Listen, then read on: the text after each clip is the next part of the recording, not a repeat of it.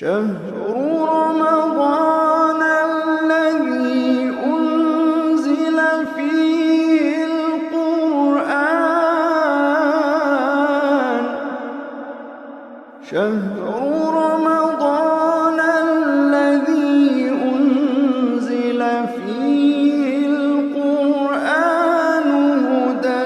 للناس وبينات من الهدى والفرقان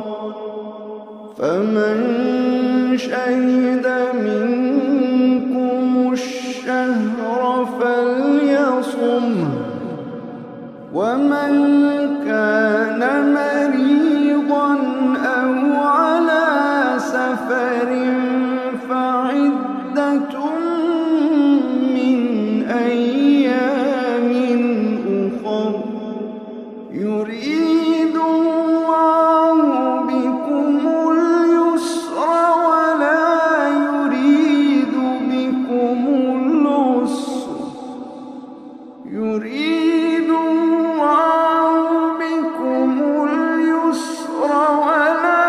يريد بكم العسر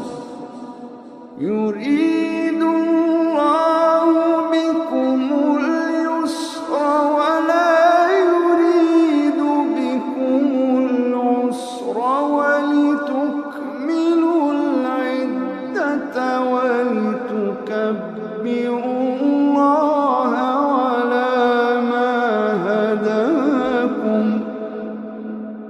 ولتكبروا الله على ما هداكم